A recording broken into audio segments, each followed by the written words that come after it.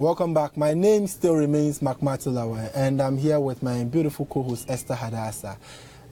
Let me give you a background to the discussion we're about to have.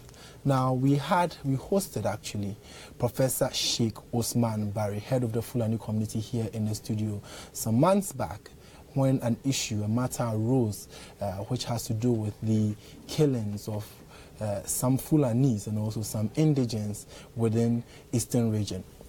Now, months after that, this issue is still with us. We had a lengthy discussion on it. In fact, we realized that most of the authorities wanted to deal with this issue, and assurances were given that they were going to be dealt with as soon as possible. But here we are, months after it, we're still dealing with it. Serious conversation calls for serious people. We have a serious person with us in the studio today, Ibad Ibrahim, CEO of Ibad Security Consult and also an international relations and security expert, just joined us today on the Precious Morning Show. I promised it was going to be interesting, and so it is. Good to have you here, sir. A warm welcome. Good morning. Thank you, Mark and Esther. I will make a few preliminary comments. And first of all, I would commend the man of God for taking such a bold step to invest in the media. Of course, I've had concerns to complain about the quality of content we provide to the good people of Ghana. We are still a conservative and religious country. Exactly. And therefore, if you have men of God invest in this industry, then it's going to straighten up and sharpen the rough edges of our practice. Nude pictures of footage that is shown normally on TV, and the kind of language we use, and adverts on aphrodisiacs, alcoholic beverages and all that. So I commend the man of God for doing this, and I believe Precious TV will set the pace to take us back to our roots, which roots are roots of conservative religious people, the good people of the Republic of Ghana. With the provision of clean content, I believe. Yeah, clean content. Okay. And then the output also has to be in keeping with our cultural idiosyncrasies, things that are, innate to us as a people. And some years ago, when you tuned into TV on Saturdays, there were educational programs for kids, kids that returned from school in the twilight would watch the presidential initiative on distance learning and a host of others. All of those have pulverized. They've vanished into thin air. And so when you have quite, upright people, like people who are in touch with God all the time, filling this vacuum, then I believe Precious TV will be a trailblazer in getting us content that is clean, content that is conservative, content that is in keeping with our religious outlook as a people. Wow, wonderful initial comments, opening comments there by the man Ibad Ibrahim. Yes, I like your suit so much. You see, many people comment on how I dress, but I keep telling people, as much as possible, I try to be very, very modest. Okay. In my modesty, unfortunately, people think I'm fashionable. And again, one other point, Mark and Esther, you've been having a brother and colleague of mine. He's called Sani Adib. Yep. A very wonderful gentleman, so intelligent. Yeah. I hope the Republic of Ghana will continue to engage him so that his contributions will have a bearing on the well-being of this country. Wow, wonderful. Okay, so now let's come to the conversation proper. And like I said in my opening comments, I said serious conversation calls for serious people. Clearly, you have been on several platforms and you've said a lot which has to do with this very discussion that we're having now. The most recent one that you said had to do with the killing of innocent cattle, and you said it's in contravention with an act. And what led to you saying this? I think all around the world, Ghana is seen as quite a compassionate and hospitable country. Sure. And you can stick your neck out and say we are the most hospitable in the sub-region. People walk into Ghana with literally nothing and we create a conducive, enabling environment for them to live and do business. There are Lebanese who came into Ghana with zilch, but ended up becoming millionaires because of how hospitable we are. And ECOWAS has got protocols on the free movement of persons and goods. So you can't prevent a Togolese from crossing the Aflao border into Ghana. You can't prevent a Burkinabe or an Ivorian from coming into Ghana. So these are the international ambits within which Ghana as a jurisdiction operates. And again, we have very porous ports of entry. You know, before you go into any country, you use one of 3 ports of entry: aerial, terrestrial, or maritime. But we have international waters and territorial waters. So you can easily get people from other countries fish in international waters until they come into our territorial waters. So some people along the coast in Teshi and other areas can easily see people come with canoes and boats, when in fact they don't have authorization to fish further afield within our territory as a republic. So yes, we are hospitable. We accept these people. And people cross the border every day to come into this country. So there are 42 approved and unapproved entry points, according to statistics from the Ghana Immigration Service. So when you move a head of cattle, then they run into dozens. You can have 50, 60, sometimes more than 100. So there are no checks at the borders. These, you know, Fulani or cattle headmen are able to cross. The nomadic ones amongst them are able to cross.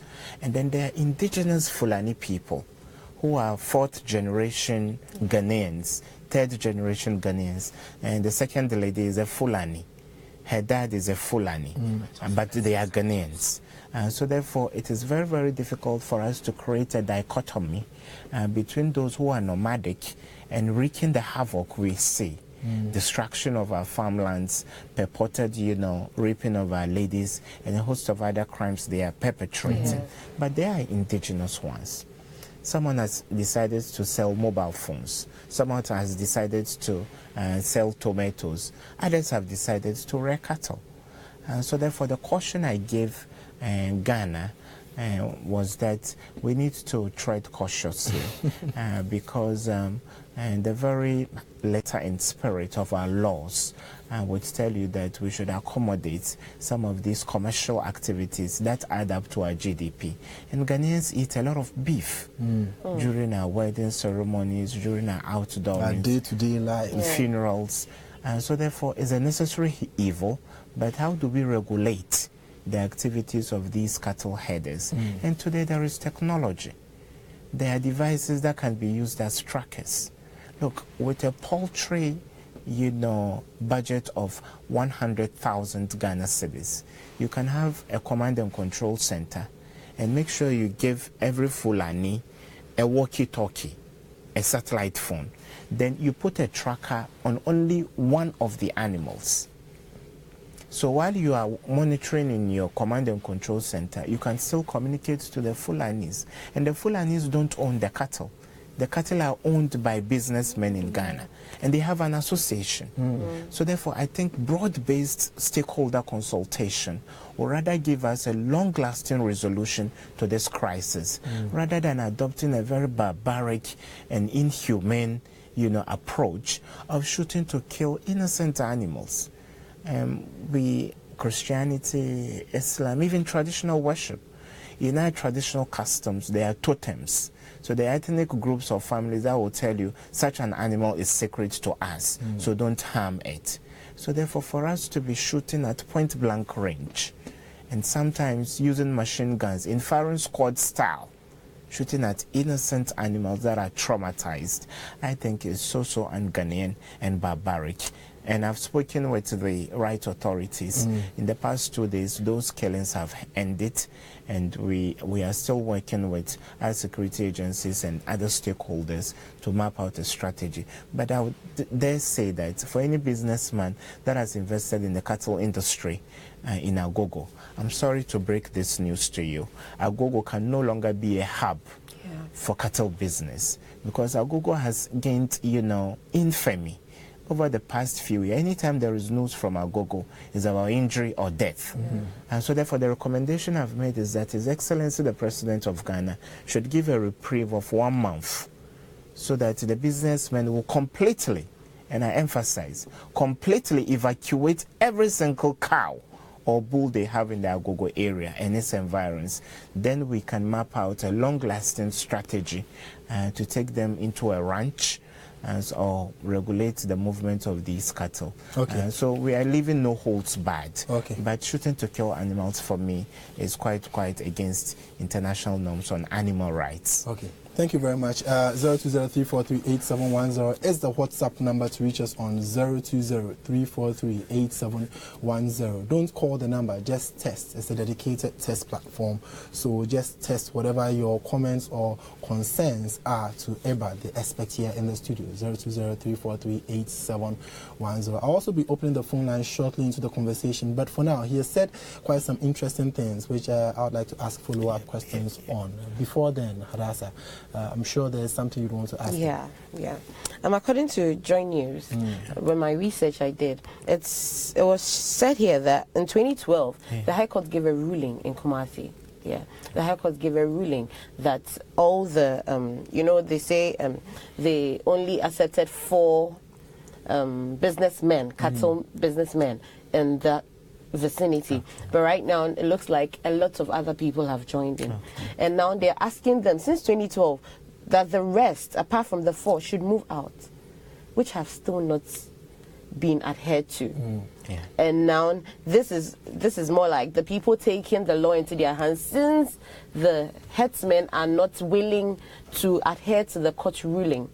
In such situations, what can be done about it? Esther, that's quite a good question. I have a copy of the court ruling. Yes, it says explicitly that something needs to be done to provide redress to the good people of Agogo in their time of distress. And we know these businessmen, people who have hundreds of cattle, and the market cost or price of a good bull, a bull in good standing, is between 7K and 10K. And over 300, per my last check, over 430 have been gunned down. 430? Yes. So if you do the math quickly. So you are talking loads of money. Yes. In old currency, you are talking about 3.5 billion or 4 billion. So that could do a lot. That could do a lot for free SHS and a host of other projects and policies we are adopting as a country. And again, instead of killing the animal, confiscate it. So you can say, well, we've confiscated these cattle until you abide by the ruling of 2012. And in the meantime, we may use the meat for our present facilities. I'm working on Ghana's, my background while in the US was criminal justice system and also conflict resolution. And we are looking at how to make our present facilities better. The conditions there are terrible. People are emaciated, no good nutrition. So why don't you keep these cattle and use them to feed our prisoners, for example? Use them for school feeding program. Use them for other projects we are carrying out as a country, rather than shooting them at point blank range. So therefore, Esther, I agree with you entirely that there is a blueprint based upon the ruling in 2012 that something should be done about the situation. But the recommendation I am making to government is that let's clean the slates completely. Yes, we can. And as I speak to you now, yesterday some of the businessmen ordered trucks to come and start loading off and cutting away some of these cattle. The people of Agogo are hurting. They consider these cattle as a nuisance, and therefore for me, for an overarching strategy to tackle this once and for all, no cattle business should be allowed in Agogo. And God's land is so vast and broad. Is there anything unique about the bushes in Agogo that if they don't graze on those grasses, they can't grow fat? There are other grasses in the country, large expanse of territory, and in other parts of the country uninhabited by people. So we can take them to those areas. Which is more important, human life or cattle life? Oh my God.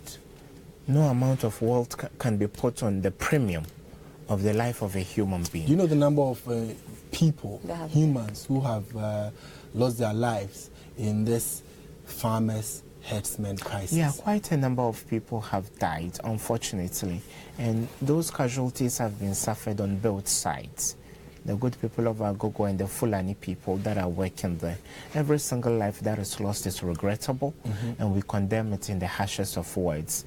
And I believe any family that feels one of its own has been victimized, then this should duly follow court proceedings, and so that we hand down the harshest of sentences to the perpetrators of such heinous acts. And again, Mark, if my dog strays and goes and bites a neighbor's son, for the fact that the son of my neighbor has been bitten, who do you mete out or vent your spleen on? Is it the dog you will kill, or you will prosecute me, the owner of the dog, whose negligence has led to that unfortunate incident? But that's quite so a therefore, different... killing the animals is completely wrong. But that is quite a different scenario we have here. This is a persistent issue, an issue that have been with them since time immemorial. We have tried all efforts, or in fact, all efforts to curb this issue has proven futile. And for the first time, we've actually seen the Chief of Defense Staff pass a comment on it, telling them that, look, because when they got when the security services got there, they met equal, what do you call it? Resistance. From the Fulani I agree with heads. you. Okay, let me not use Fulani, from the headsmen. Because I agree. I disagree with you entirely. You see, Really? this is a reality on the ground, and we are, intel people, and therefore, so we don't make blanket statements. Look, we've deployed quite a number of armed police officers and soldiers to the area. Yeah. This is what happens. If you are a businessman and you invest maybe 100,000 into the cattle business, you may have a few dozen cattle. But what is happening is that two or so Fulani that would be taking care of the cattle may fall asleep. And when they do, cattle rustlers sometimes would cut away all of the cattle. And other times too, they would actually accost them in the thick of the bush and kill them, and then march off with all the cattle. Yeah. So a decision was taken that there should be a modicum of defense for the cattle herders. And so it is not a rare, spectacle to behold that you see a Fulani with an AK-47, for example. No, and that's my challenge, because you see, the proliferation of firearms is what causes the insecurity that we're experiencing within the state as we have it. Yeah. Mind you, if someone should lose his life and that person possibly provides for 20 or so people within his household, the ripple effects, the deviance that we are putting on the streets would also come to haunt us in the future. This issue of vigilantism that we're battling with as a country, I can possibly try and string a few, should I say, dots together by saying that, look, it started off from somewhere.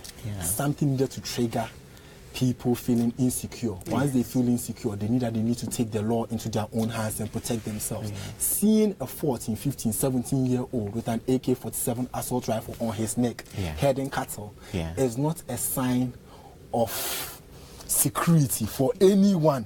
But Mark, in military jargon, when you deploy to an area, then the assessment that comes out is that soldiers are facing stiff resistance.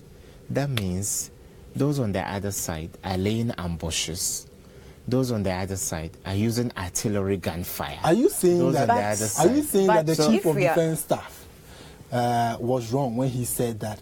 When he made those remarks, because the report on the front pages said that cops had been shot, and I think an army man had also been shot. They were not killed though, but there were exchanges. Yes, that is why I'm saying there are overt and covert ways of decoding some of these incidents. Someone with a trained eye will give you a different analysis. The layman would also swallow hook, line, and sinker, the official narrative. And so therefore investigations are ongoing to find out who the real perpetrators of that heinous act were. But in the interim, what I'm saying is using brute force is not going to give us the lasting solution we want. And again, the Fulani are quite a broad ethnic group that cuts across not only the West African sub-region, even the Sahel. You go to Mauritania, you go to Chad, they are Fulani people. And those countries are in the Sahel. Then you go to the Nigerian president is Fulani. Macky Sall of Senegal is Fulani. And Yahya Jammeh, former president of the Gambia, is also seen as a Fulani.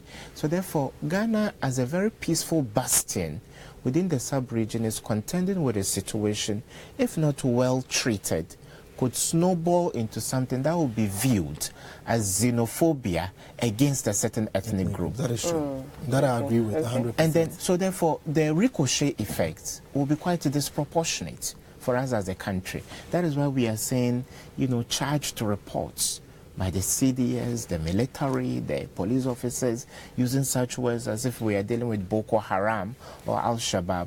Those reports are not too helpful.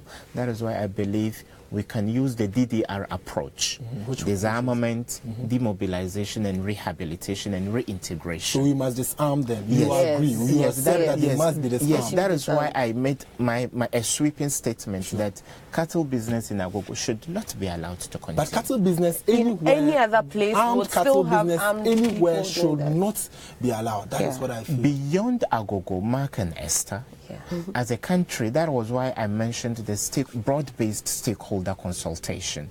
Beyond Agogo, as I told you, the cattle are being moved to other safe havens. There will be rules of engagement. Okay. And they should be away from downtown. The cattle should be far from downtown.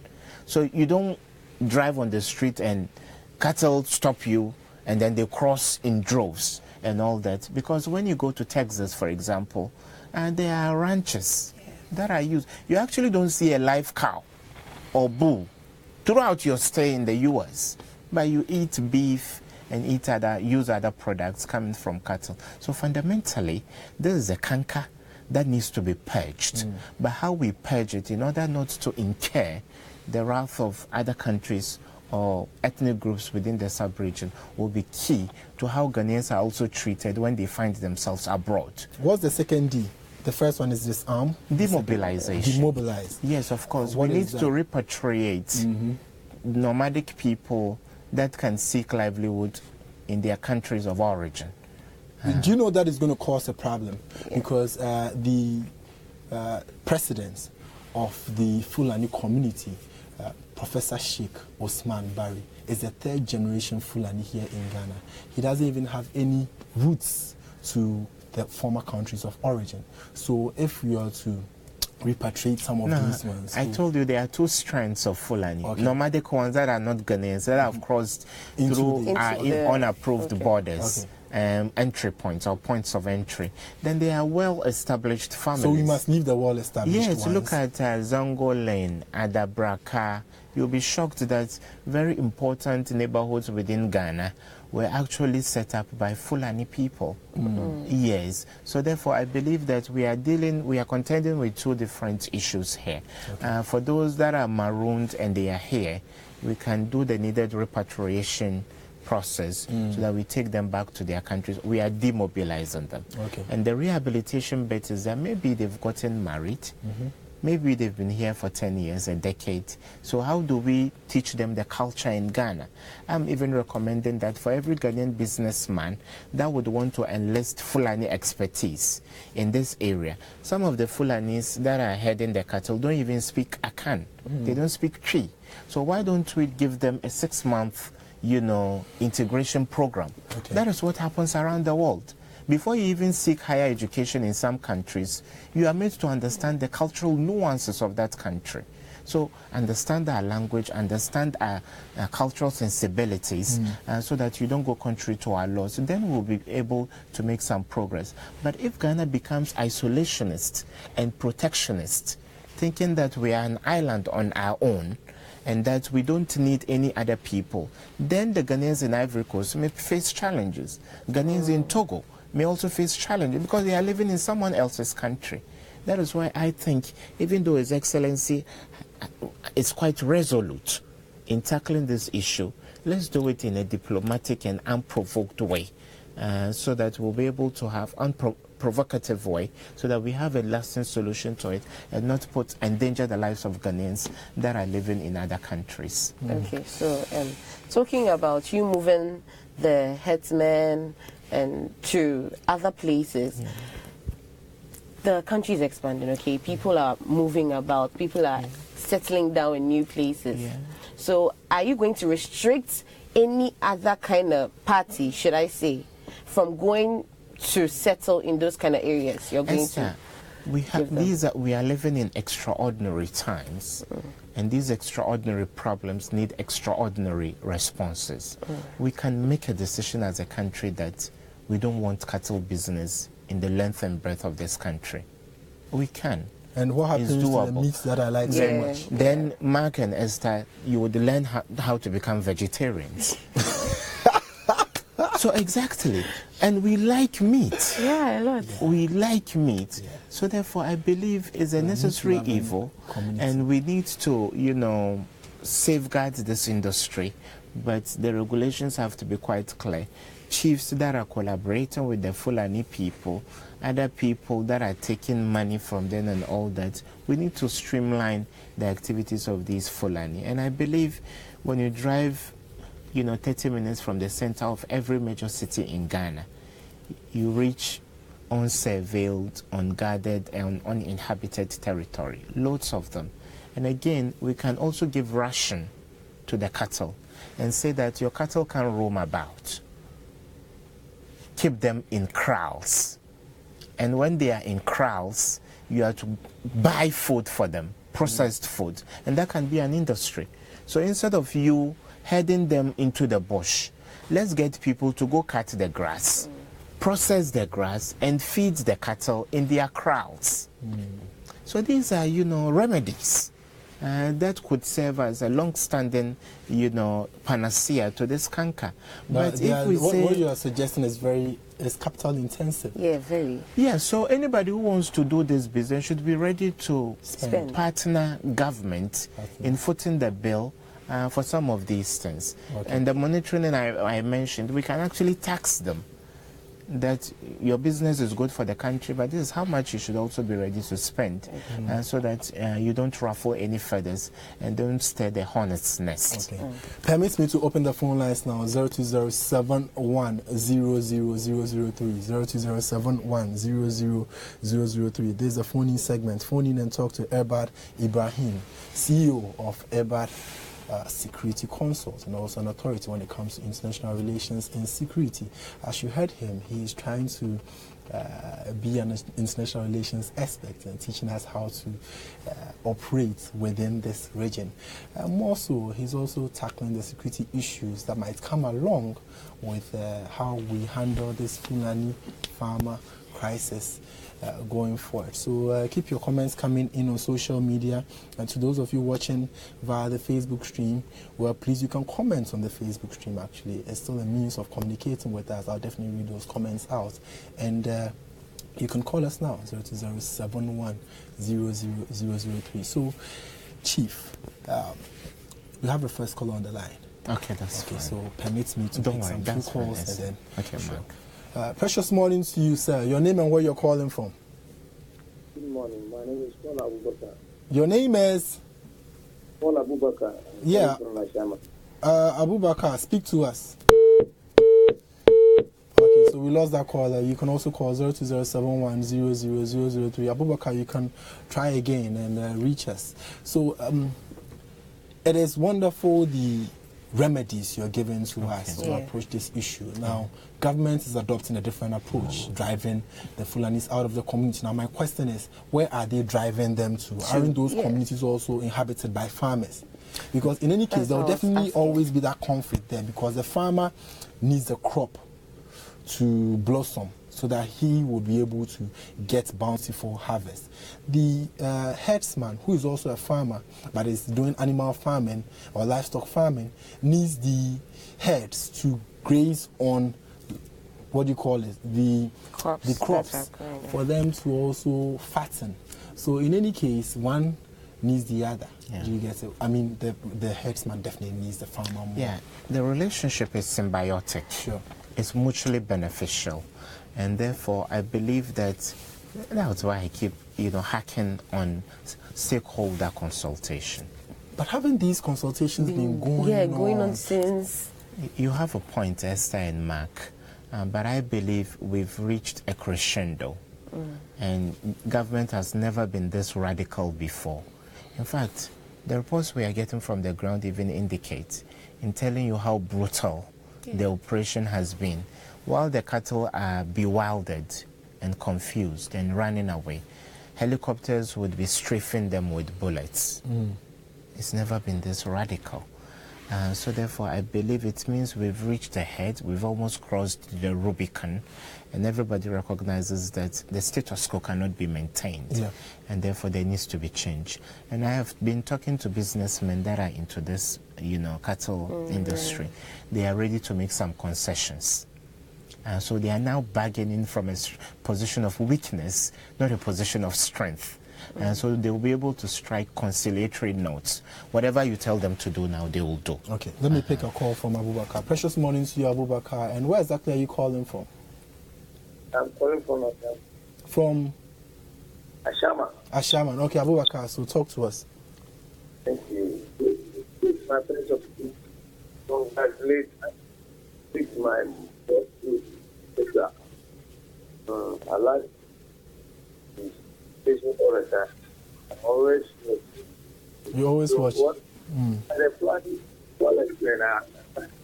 Abubakar, your line is not stable. I don't know why. Maybe reposition yourself so that we can. What I want to know is only discussing about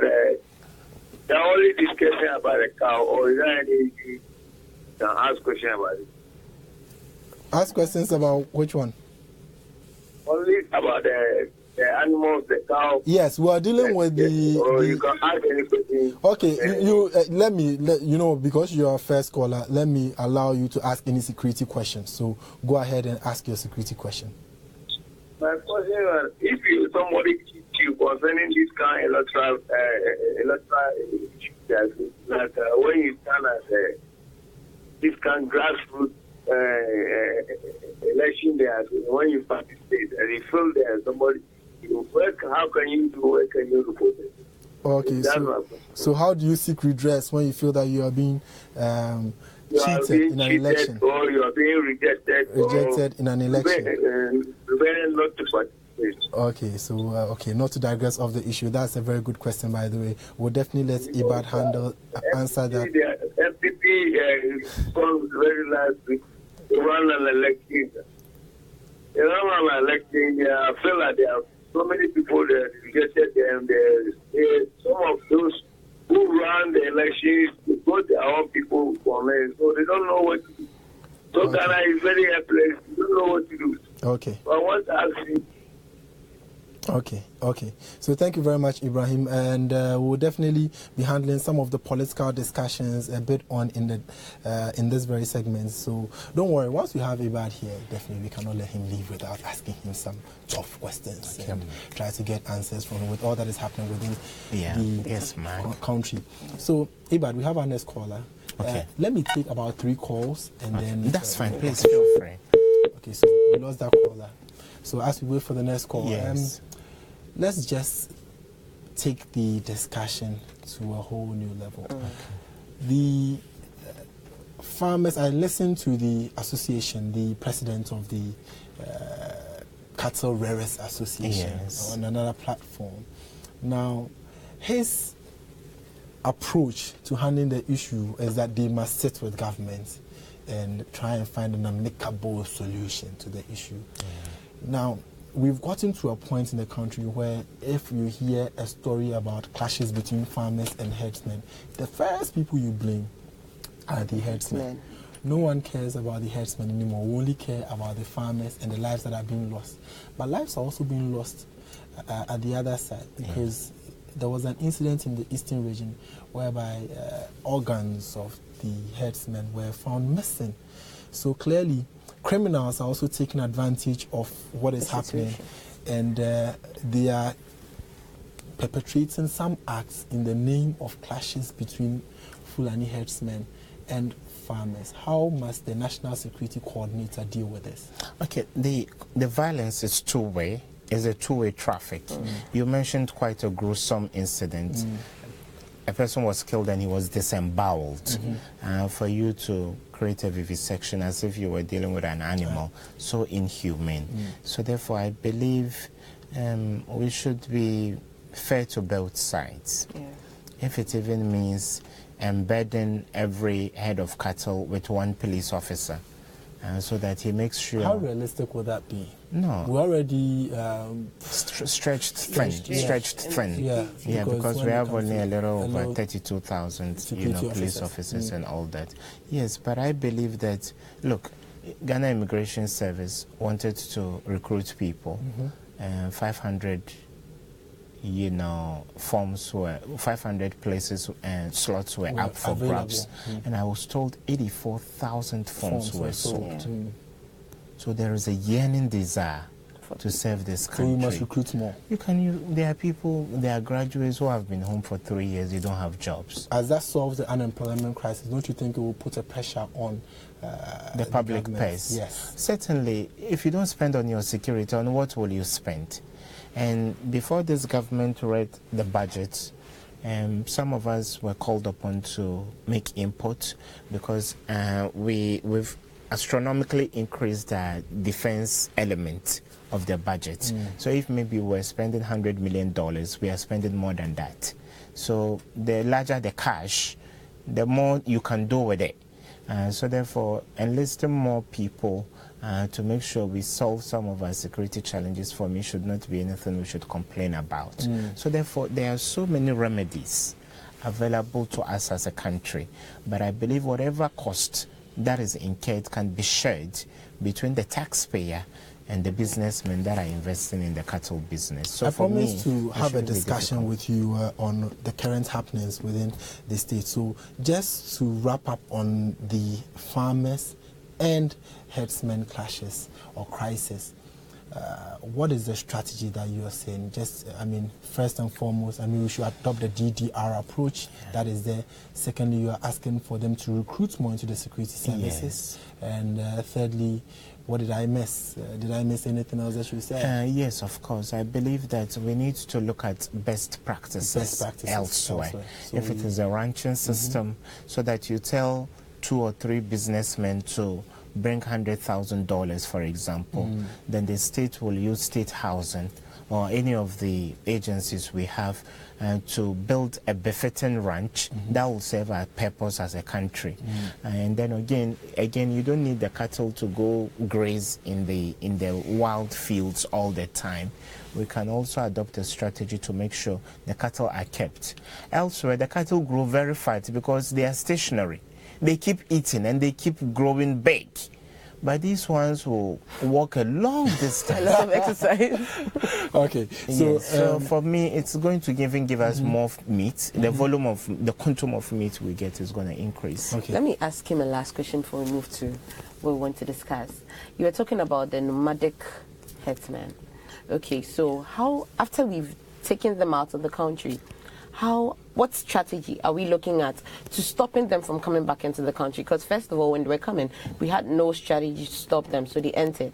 So what strategy are we going to put in place to stop them totally from coming back into the country? I don't want to be pessimistic because I'm quite sanguine and optimistic about our future as a country in all sectors.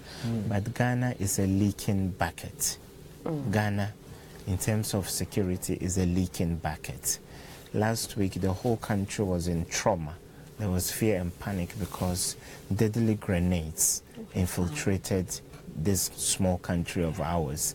And we've had instances where anti-aircraft machine guns, a gun that can shoot down a civilian plane, those forms of contraband have been found in the Republic of Ghana. So therefore, you see, we are not a serious country. We are not a serious not country. a serious country. Okay. Take some time off and go to Aflao and go to any border area. You see, when you talk about your borderline, It's not about where you fitted the gate. That is not your border. Your border is the sheer preponderance of distance, hundreds of kilometers across. So you pitch camp somewhere and you say that is your border. You only inspect people who are going through that. What about the other hundreds of kilometers of territory? There are no patrols crisscrossing those areas. We live in Ghana and people get bales of second-hand clothing smuggled into Ghana. People get, materials, those that are used for dyeing batik, smuggled into Ghana. People get cars. In fact, some of the cars you see on the road were smuggled from Togo. And so therefore, we aren't serious. A politician who is a policy maker has his party come to power, and within a year or two, or within 4 years or 8 years, a policymaker builds a mansion, and the mansion is fitted with CCTV cameras at every angle. Why? Because his personal safety and the safety of his family are important to him.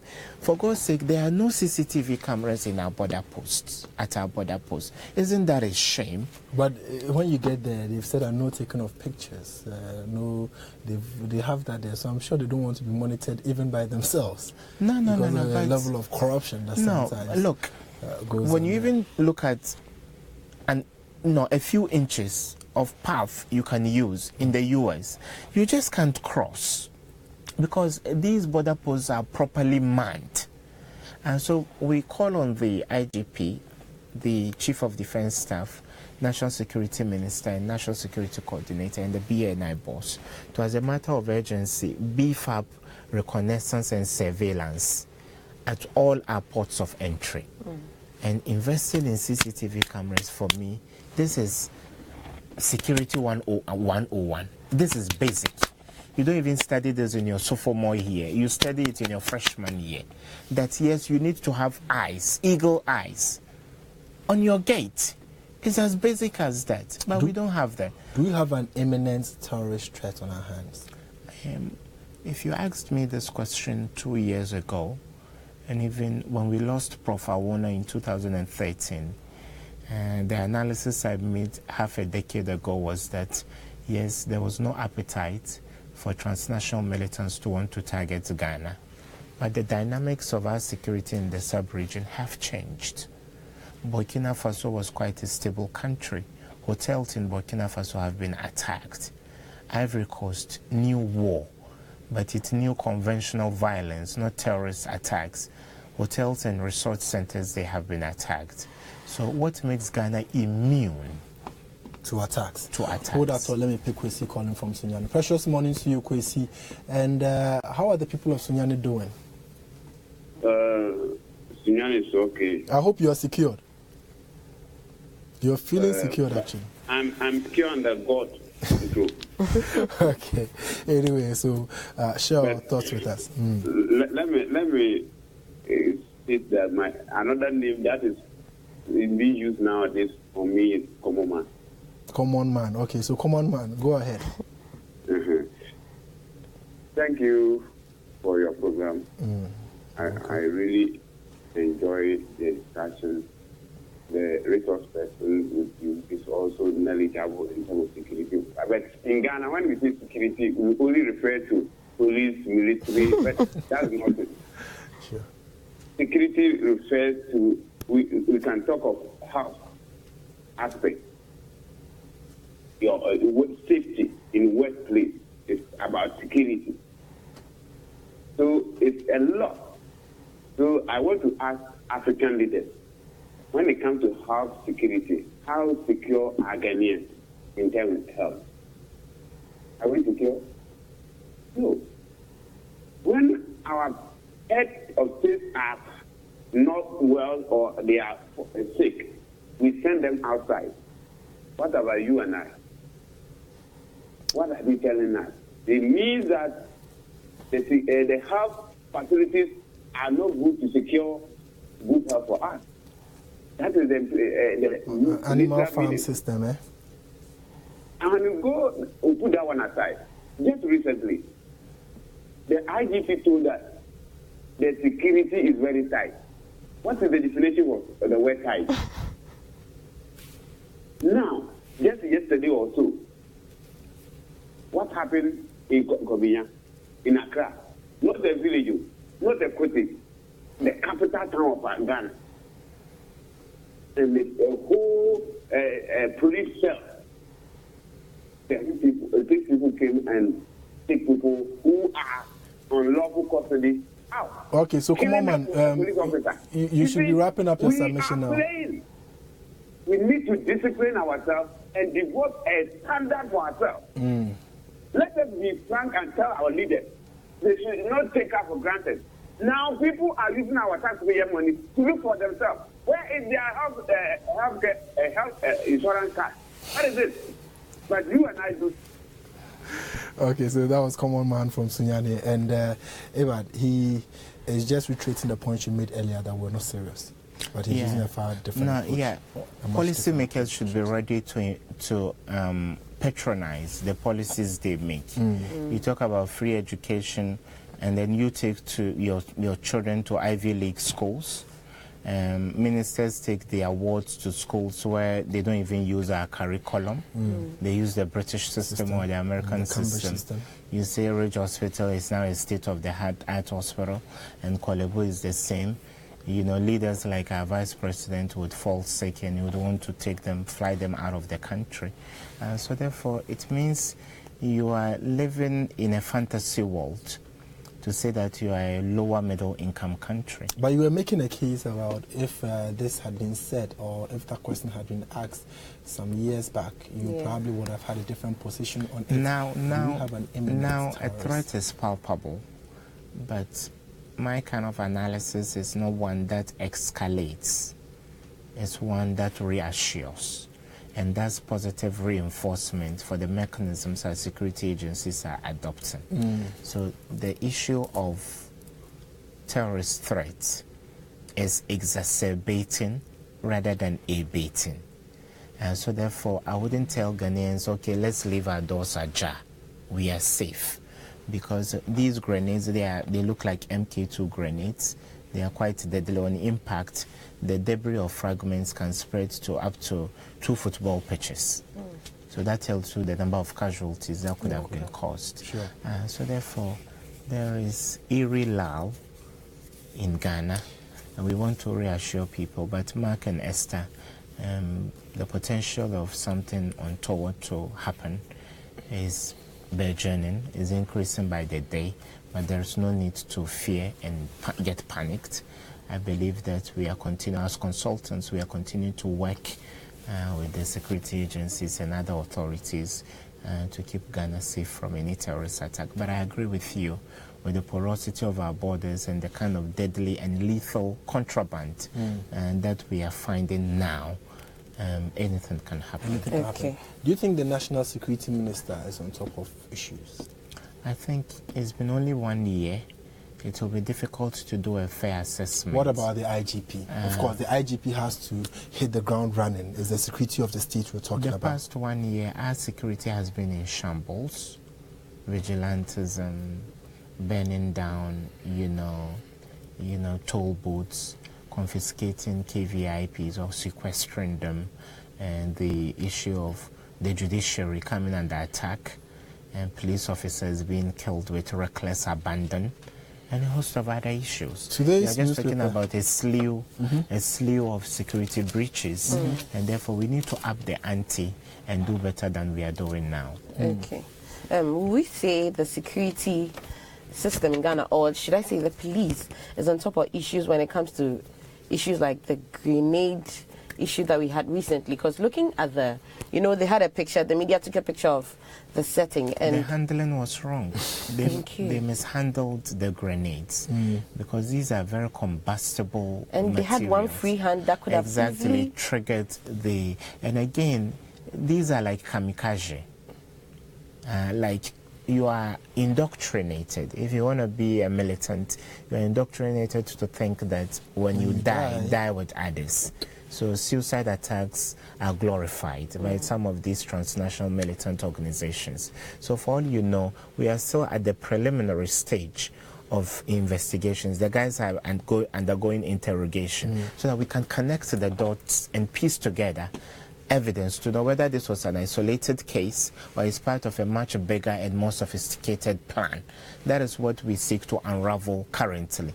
But I dare say that the CID did well, and the CID at the Odoko division, but then the grenades were badly handled. But this is the age of social media. I would have rather this didn't come out into the public domain, because as I speak to you, there are ISIS sympathizers that are in our cells. Yes, some have been detained. Some of the stories are even more serious than this one. But then they've been kept under wraps so that the nation doesn't panic. So I would rather next time we would be able to keep. But this is the age of smartphones, social media. It becomes very difficult to keep some of these classified. But I believe that, yes, it was a bit unfortunate that those grenades were mishandled. And then when a grenade is triggered, there can be secondary explosions, and so those grenades could have killed everybody in that police station. So next time, but it's just like a soldier in uniform. You can see someone in uniform. He's a cook for the military. He is a mechanic for the military. So not everybody who serves with our security agencies is an expert in ordnance. In military industrial complex, we call the handling of weapons ordnance. So there are people that are specialized in this area. That is why when there is a suspected mine or an IED, an improvised explosive device, not just any police officer or any operative or any detective or soldier can go to the site. There are specialized people with the needed gadgets that would be able to handle the situation. So we have a message coming in, and it says, GM, Mark and Esther, I'm enjoying the discussion, and you guys are really doing a great job. Tell Urubad, I really hold him in high esteem. This is from Khalifa Dunkwa Onofen. And another one here says, from him, says, Mark, apart from not having CCTV cameras installed in our various police stations, do the police have the pics of those who escaped last Sunday? Yes, of course. This is a recommendation I'm making on the back of the Kwabenya incident, and that citizens should adopt a police station. And sometimes it doesn't take only government to do some of these. CCTV cameras come cheap. And so that is something I will forcefully recommend in the coming days, that if you are 2 or 3 Ghanaians, create a synergy, put together funds, buy a CCTV camera and donate it to the nearest police station. Wonderful. And then police barracks as well. Let's do that. If the gatekeeper himself is not secure, you can imagine those of us that are being protected. That is true. So therefore it's basic that, yes, a police station should be under surveillance. It's a shame. And go to our police stations, counter back. We are still doing the Herculean task of writing. You can digitize. It's very poor. You can digitize all of this. Very poor. Very exactly. And then sometimes you have a case of burglary. You want the police CID to come and pick finger impressions, and they can tell you, please, can you make provision for us to go there? Do you, the one who has been victimized, have to buy fuel or put an operative in a car to the crime scene? Is that your responsibility? Are you a country? So therefore, look, there are investigations that are ongoing, and people want you to move them around. You can complain at a police station, the police, did you come with a car? It's not my responsibility to move you around. Exactly. That is why the taxpayer pays you to keep us safe. So therefore, I believe, look, I always hold brief for Ghana Police. They ask me, why do you keep saying that they need better conditions of service and better remuneration? Teachers are not well paid, but they are doing their job. When a teacher fails to do his job, the worst that can happen is that kids are going to be daft. But when a police officer doesn't do his work well, it could cost us our lives. Lives could be lost. So therefore, I believe that, yes, look, where I stay is a secured neighborhood. In the night when I'm moving at a checkpoint, they will tell me, look, there is no food at the checkpoint.